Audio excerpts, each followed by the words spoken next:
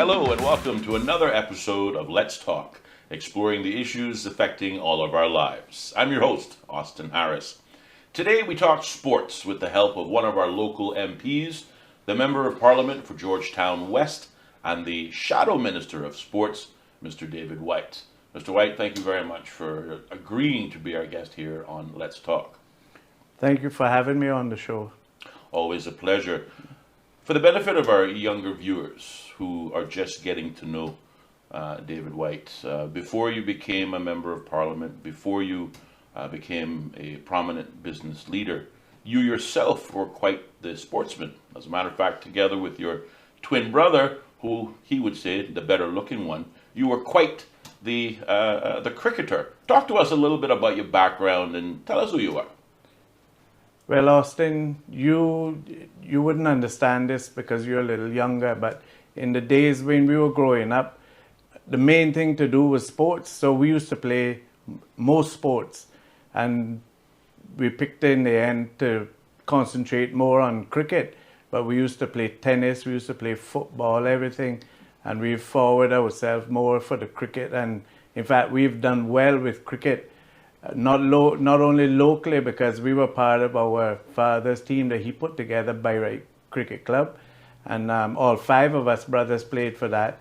But Christopher and I went on, we played semi-pro in England in the Lancashire Leagues. Nice. We played in Jamaica for Melbourne Cricket Club in the Senior Cup cricket, that was a real high standard that we enjoyed.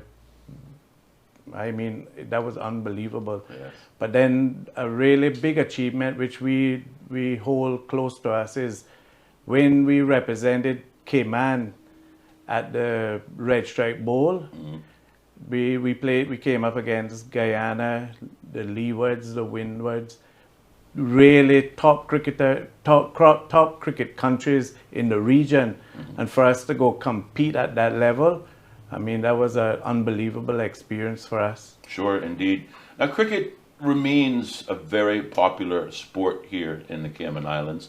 And as you mentioned, certainly you were there at the ground level. Talk to us a little bit about the historical development of the game of cricket here in Cayman, and maybe some of the teams. You mentioned your own team, By Right, but maybe some of the others as well. Yeah. Growing up, we used to play for the school team, and we were like 12, 13, coming up against the big cricketers. When we would play against By Right, we would play against Printers, we would play against West Bay. They had good cricketers in the days of Jimmy Powell. You had Arthur Ebanks, Ed Bush, those cricketers for West Bay. And we had our own in By Right, Peter Burke, and I mean some really, really good cricketers that we can look back on. And in fact, through them, they were able to teach us, and a lot of us from the really successful By Right team, we came through the days of when our father, Clive Musson, Howard Kaufman, as I said, Peter Burke, all those, they not only played for the enjoyment, they played to train us and teach us. Right. And that was another great experience that we'll never forget. Indeed, indeed.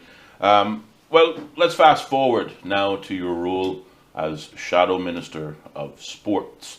Back in April of this year, you publicly congratulated our young Cayman athletes, particularly following the 2022 Carifta Games, both the 2022 Carifta Swimming Championships, which was held in Barbados, and then, of course, the Track and Field Championships, which was held in Kingston, Jamaica.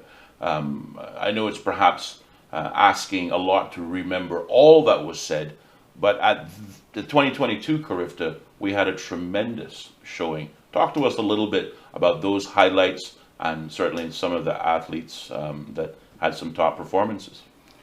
Well, in recent years, our swimming has really done well at the Carifta Games. And I know this year we were leading the table with 57 medals. I think it was 25 gold, 23 silver, and 9 bronze. So that was the most medals we've ever won at a Carifta Games swimming. But then we'd also had the Carifta Track and Field in Jamaica, and Andrew Stone, he won the gold medal in the long jump and the silver medal in the high jump, which was that for being at the track and field Carifta, that was really good for him. Indeed. Well, staying with swimming, during the recent Discovery Day holiday, British environmentalist Ollie Rush not only put the islands on the swimming map, but also, represented the nonprofit organization Plastic Free Cayman, bringing awareness to the dangers of plastic here in the Cayman Islands. Certainly, he set, I think, a fantastic time of 36 hours in the endurance open water swim. Talk to us a little bit about this fantastic accomplishment, and albeit not Caymanian, why we should all certainly applaud his efforts. Well, there's a couple of reasons why we should applaud his efforts, because not only is it the first time that a swimmer has swum round the island, and that's a great achievement there, so we have to congratulate him for that.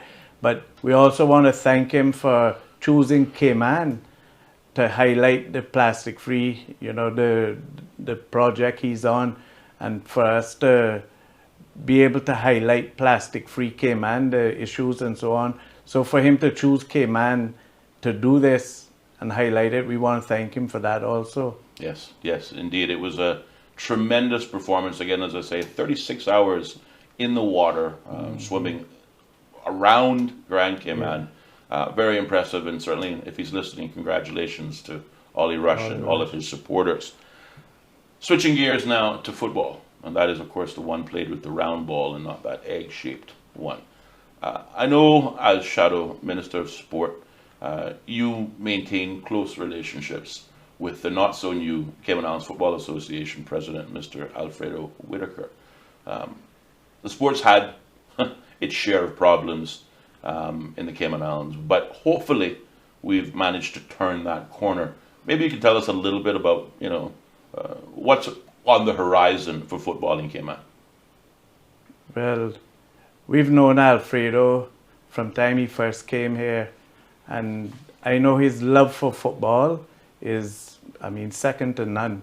He just totally loves football, and he wants to put Cayman back on the map on the right way. He wants to, when he goes places and he talks about football, and he's the president of CIFA, it's always a negative thing right now, and he's trying to get a good image back for Cayman football.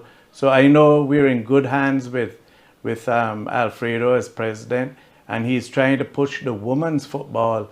He's promoting that big, and he's pushing that forward. And then, as usual, he's always very there for the youth. Mm-hmm. That's another project of his that he's pushing, is the youth football, because that's the future for football. So I know with football, we're in good hands with Alfredo as the president. No, absolutely. I would have to second that. And I also understand, as it relates to youth football, he's looking at, I think, producing an internship program for young footballers to play it with some of the clubs or otherwise. Again, giving them that valuable experience. And that's what he wants to do, and he's making contacts abroad where he can send, the youth promising footballers off and get experience. And hopefully, in the days coming, we'll have a real top professional footballer from Cayman. That's his plans. And there's no reason why he can't accomplish it. I would just like to also mention, going back to cricket, we talking about in good hands. We are in good hands right now because we just got a new technical director, and it's the first time that cricket in Cayman has a former test cricketer as a technical director. We had a regional cricketer who played for Trinidad, Theo Cuffey. He was our technical director, but we have a test cricketer, David Bernard Jr. He's now here. He's only been there a couple of weeks, and he's already been into the schools. Wow. He's working very close with Gloria Bell. She's got a new position that does sports in the schools, and he's working with her, and he's working very close we have some coaches that deal with from youth, high school, and primary. We have Benji, Frankie, and we have Dalbert. The three of them are working very close with David Bernard Jr. And so I know, and with Sheila, who is the lady part of the association and ladies cricket, the future for cricket is back rising. Outstanding, outstanding. Well, speaking of sports that are played with a ball, I understand there's a new sport on the horizon, something called pickleball. Tell us a little bit about that. What's it all about? Well, I used to see this sport on TV, for a couple of years now, and it was interesting to look at it, but it's here in Cayman now, and it's at 3. They have courts at the Ritz, Holiday Inn, and there's another one. There's 3 places that they have courts that they play at now. They have it's estimated, over 500 people right now playing pickleball, and that is, in the short space of time it's in Cayman, to reach over 500 players is incredible. And then I know that there are a group of people which is being led by Jerry Beck. Mm-hmm. They are planning to put together 12 courts by the cricket field across there where the traffic light is, across from the cricket field. They want to build a facility there which will eventually have like restaurants and so on. Nice. But it'll be 12 pickleball courts. So he wouldn't be building that if it's not growing. So there is something there in that pickleball, which, me getting on in age, I might have to start taking that up. I think he's still got many, many years left left to go. So I'm still trying to get the concept of pickleball. I heard your response. I heard about the plans by the director, but how is it played? I don't know the exact rules, but Christopher and I went down by Jerry Beck's house. He has courts on it was a tennis court, and he's changed them into pickleball courts. And I hear that that's what's happening in the States. You get a lot of tennis courts. Now it's so popular that they're changing it into pickleball, but it's like a plastic racket, mm-hmm. about this long, and it's a plastic ball. And I think that the rules and everything is like tennis, but just on a smaller scale. Okay. And it's not as demanding as tennis. I see. All right. So it's, for us older, maybe out of shape guys, it might be, the sport to choose. Choose, yes. Well, good. I'll be on the courts. We had the opportunity to chat with Aaron Jarvis, Cayman's young golfing phenom. I know you maintain very close relationships with Aaron. Talk to us a little bit about this young man and some of his fantastic golfing achievements, putting the Cayman Islands again on the map in a positive way for a change. Well, Michael and Philip are the golfers in our family, and they used to play golf all the time, and they would invite Christopher and I to come down and play. We would go down, we would try, couldn't do it. But when we were down there, Aaron, I heard him mention 13, but I'm sure it was even before that. He would be playing.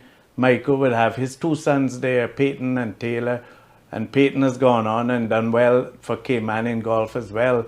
But we used to see Aaron and Andrew there, and they were enjoying themselves, but the amount of time they put in to playing golf, and I'm sure it's far more than I saw, but they put in the time, and Aaron is now reaping the rewards because it's a lot of work to be done, and we truly are proud of him. Indeed, as are we. Yeah. I guess lastly, Mr. Wight, looking at sports in general, talk to us a little bit about the value of sports to young people, and particular their development into life. Well, there's many sports that I haven't mentioned, but cycling, and we have Craig Merrin who is pushing cycling. We have rugby, and Mark Weston and the Weston family. They're involved in the rugby, and they're making sure that that's going forward. But the importance of sports is it brings like unity and discipline into young people's life. If you didn't have sports, young people would just go wayward. But I've experienced it through cricket. When we competed together, and by right as a team, we were unified, and that's why we were so strong. And I know that sports brings unity and discipline into the young people's lives. Absolutely, two very important things that are sometimes lacking in Cayman: unity, bring us together. We're stronger together than we are apart, and of course, discipline, valuable life lessons. Mr. Wight, I want to thank you for being our guest here on Let's Talk and sharing with us the sports perspective.